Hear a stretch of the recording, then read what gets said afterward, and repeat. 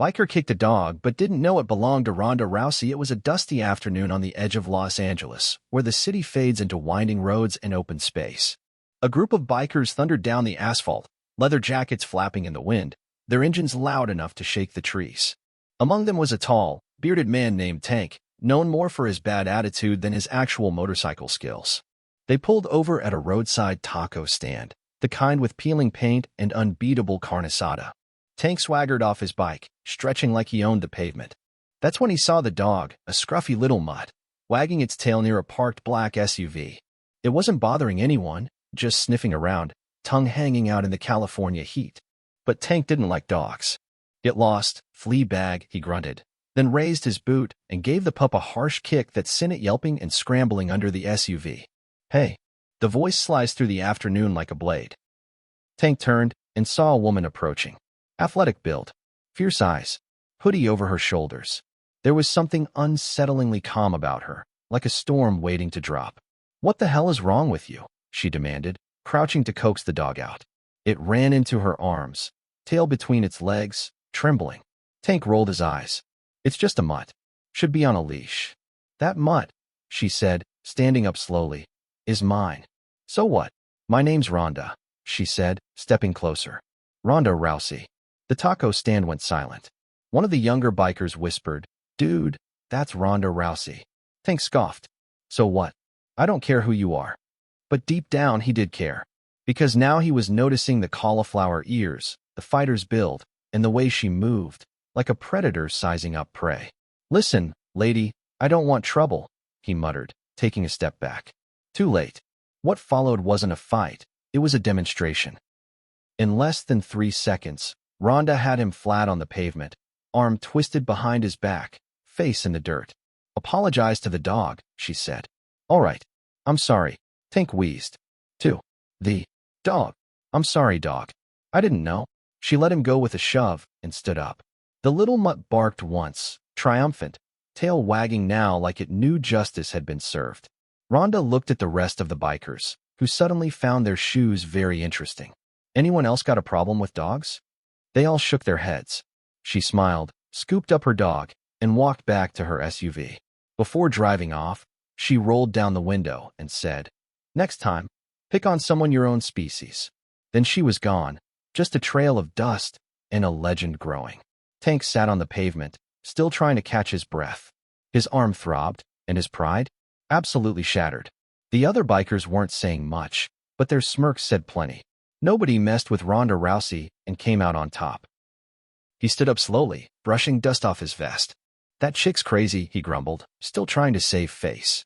"Dude," said Jax, the youngest of the crew. "She flipped you like a pancake. You got ronded." "Shut it." But the damage was done. The story would spread. In the biker world, reputation was currency, and Tanks had just gone bankrupt. Back at the gym meanwhile, Ronda was back at her private gym, an old, converted warehouse tucked in the hills. The dog, who she called Moose, had recovered nicely and now lay curled in a beanbag chair, chewing on a beef jerky stick like he'd earned it. Ronda shadowboxed in the mirror, sweat gleaming on her brow. She couldn't stop thinking about the encounter. Not because she was angry, but because she was worried. Guys like Tank didn't take humiliation lightly. Sure enough, her phone buzzed. It was Coach Mike. "Ronda, you made some noise today." Tank's crew posted about it. "Not in a good way." "Let them post." He kicked Moose. "Yeah, I get it. But Tank's not just muscle. He's connected. And stupid people with grudges are dangerous." She hung up. Not out of disrespect, but because Coach Mike was right. She had embarrassed a man with more ego than sense. And that usually meant only one thing: retaliation. Trouble on the horizon 2 nights later, just past midnight. A pair of bikes rolled up quietly to the edge of her property. Moose, always alert, started growling by the window.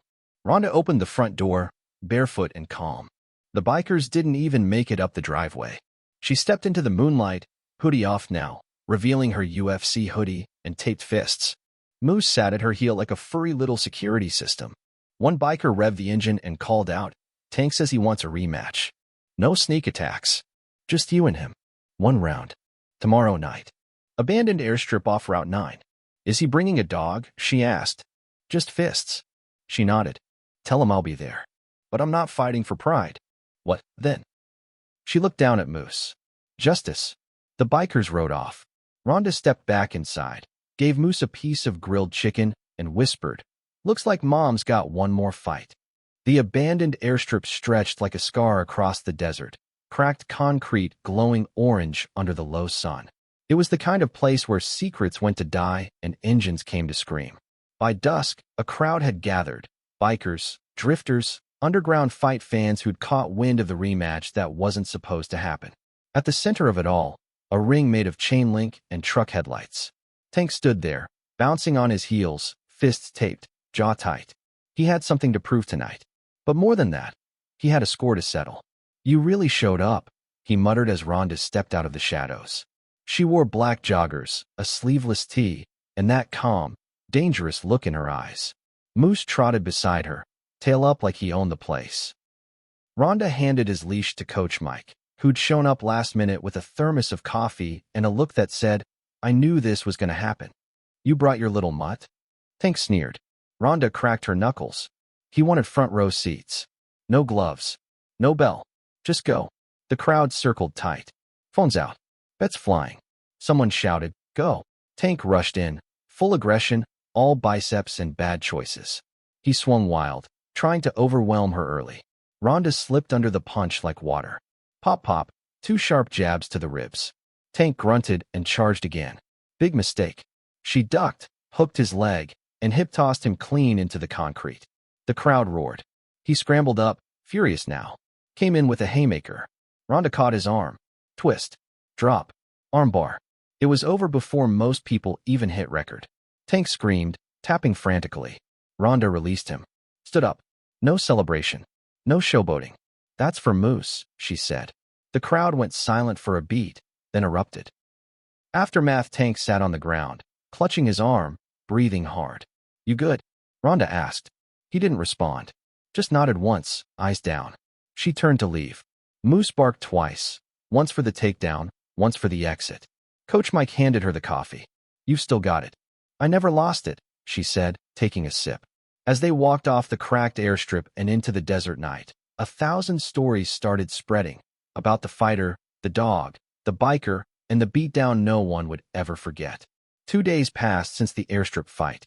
Ronda figured things had cooled off. Moose was back to his normal self, chasing tennis balls, napping in patches of sun, and stealing socks like it was his job. Ronda even let herself relax, training lighter, enjoying the quiet. But peace never lasts when you beat a man in front of his crew. Gone without a bark, it happened fast. Too fast. Ronda was inside, blending her post-workout shake, when she noticed the silence. No bark. No pattering paws. No Moose by the kitchen door. She stepped outside. Moose. Nothing. Then she saw it. The gate wide open. Her stomach dropped. Her phone buzzed. Unknown number. She answered. A voice on the other end, low and smug. "You want the mutt back, Ronda? Meet us where it started. Alone. Tonight." Then the line went dead. "The hunt begins." Coach Mike tried to stop her. "This is a trap." "I know," she said, loading up her Jeep. "That's what makes it fun." She drove out to the taco stand, ground zero of the original incident. Only this time, it was empty. Just flickering neon, a tumbleweed, and a crumpled napkin blowing across the lot. Then, headlights.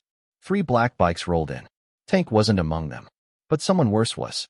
A woman dismounted. Tall. Braids. Cold eyes. Black leather jacket with a patch that read, "Mamba, where's Moose?" Ronda said, fists already clenched. Mamba smirked. "Tank was a fool. But I'm not. You humiliated my crew. Broke our rep. That dog of yours? It's leverage now.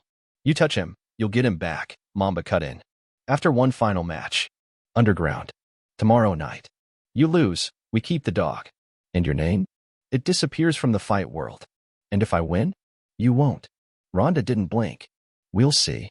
The underground arena the next night, the match was held in a warehouse buried in the LA underground fight scene. Graffiti on the walls, lights low, crowd wild. Moose was in a cage off to the side, guarded by 2 goons. He wasn't hurt, but he was scared. Ronda stepped into the ring.